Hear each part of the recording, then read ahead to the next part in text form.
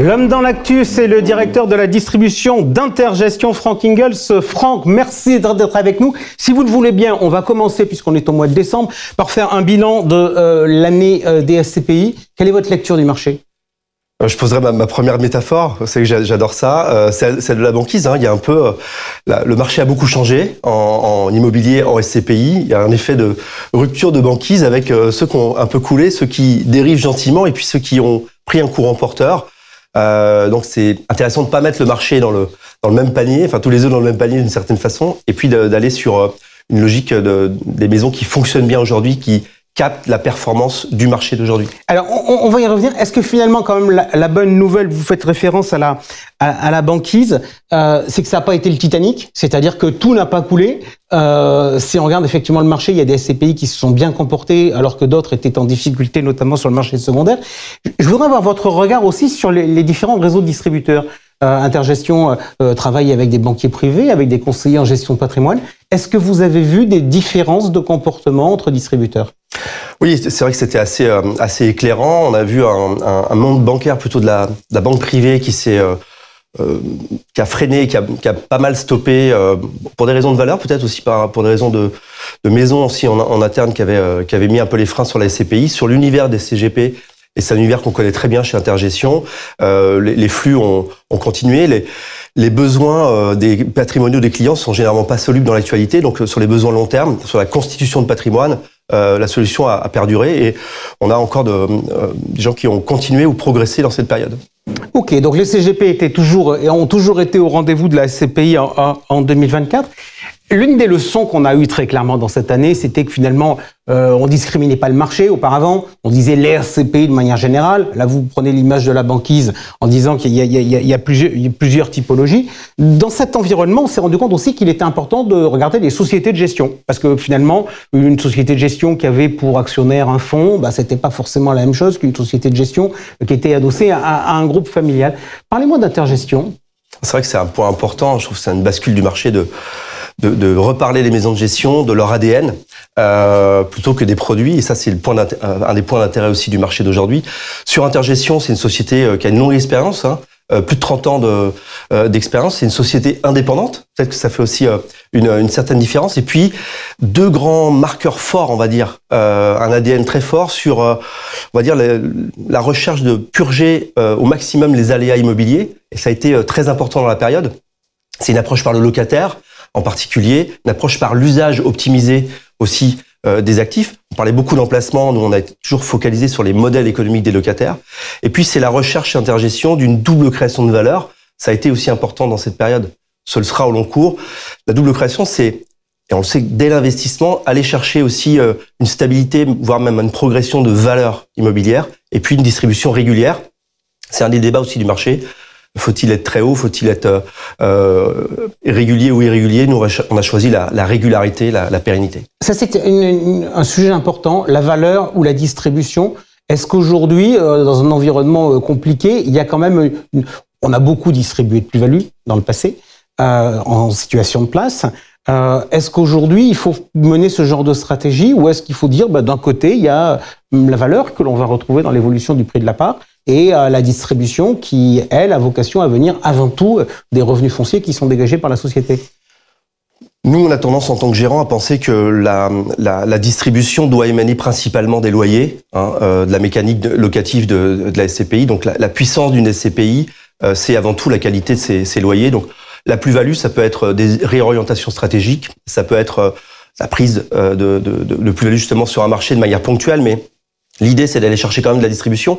C'est ce qui a amené un peu des revers. Quand on a acheté à 3,5 de rentabilité avec levier, quand il n'y a plus de levier, ça revient à 3,5. C'est un petit peu l'écueil d'aujourd'hui. Donc, nous, on va rechercher finalement une performance distributive qui est principalement basée sur les loyers. Ça, c'est un point très, très important pour être régulier dans la performance. Alors nous, justement, on va maintenant regarder votre gamme.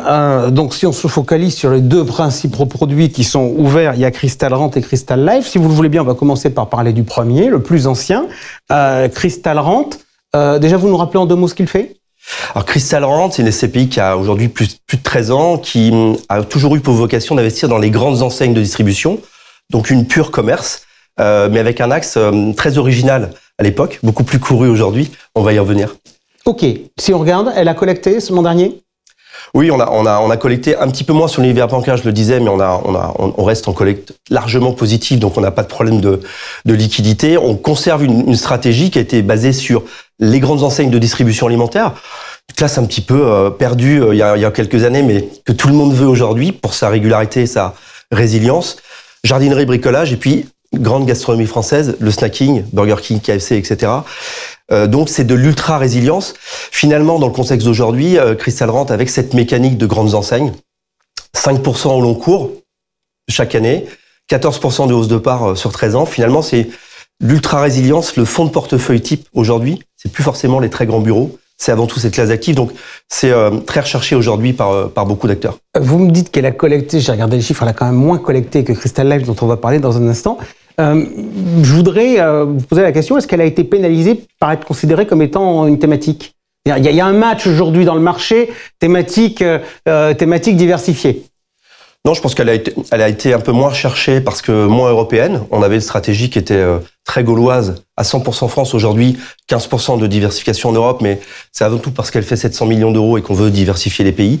C'est peut-être un peu moins recherché et c'est un peu moins dans la vague d'aujourd'hui d'être diversifié européen, mais elle a ses fondamentaux qui, pour moi, en fonds de portefeuille, c'est 5% en style distribution.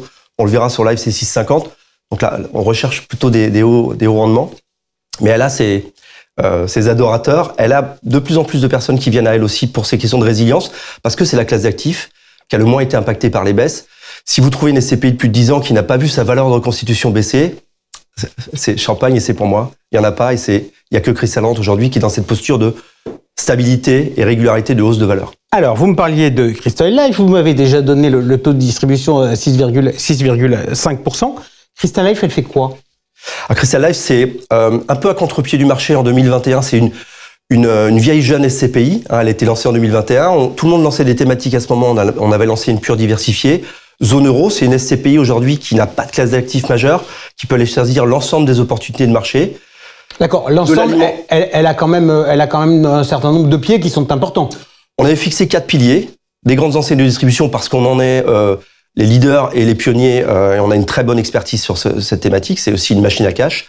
Des bureaux, même si ce mot est devenu un gros mot, des bureaux qui sont à la fois centre de coût, centre de profit, une autre manière d'acheter de bureaux aujourd'hui qui sont très importants. Et pour moi aussi de la santé, pas forcément dans l'univers réglementé des hôpitaux ou des EHPAD, mais une santé de proximité, laboratoire d'analyse médicale en particulier. Donc là, j'ai 3 piliers que je vois d'ailleurs quand j'ai regardé le rapport de préparation. Et le 4e, c'est le nouveau. Le 4e, on vient de le créer le 6 novembre, donc c'est tout neuf. Hôtellerie, on avait une notion d'hospitalité, de résidentiel avec un S au sens large. On vient d'acheter un hôtel en Espagne de premier ordre, et donc on a créé cette diversification. C'est 50% de zone euro. 50% de France, donc on a aussi une répartition qu'on avait prévue aussi au terme des 3 ans. C'est surtout des hausses de parts chaque année. Crystal Life, c'est la meilleure des cotes du marché, puisqu'on a un peu plus de 9,13% de survaleur finalement entre la valeur de reconstitution et la valeur de part. Et puis, c'est 6,50 de distribution et au long cours, selon nous, on en reparlera sur les perspectives. Ok, question justement du long cours. On est au mois de décembre, donc vous êtes en train de boucler l'année, vous êtes en train de préparer l'année prochaine. Les objectifs de performance sur les produits en termes de distribution, ils seront peu ou prou en ligne avec ce qui avait lieu cette année? Alors, je ne peux pas mettre en avant le souhait, le désir de régularité, de pérennité de l'intergestion sans projeter que nos ambitions se répliquent en 2025 par rapport à 2024. Donc, l'ambition qu'on a sur Crystal Life, c'est en effet de distribuer 6,50, de continuer aussi à créer de la valeur par les acquisitions, et puis sur Crystal Rent, de continuer aussi à distribuer 5% ou un peu plus, parce qu'il y a un phénomène d'indexation. On n'aura pas le temps d'en parler, mais quand on peut indexer les loyers sur des typologies de locataires, ça crée aussi de la valeur pour les associés. Donc on réplique nos performances. On veut durer aussi longtemps dans le temps, et c'est un sujet qui nous est cher.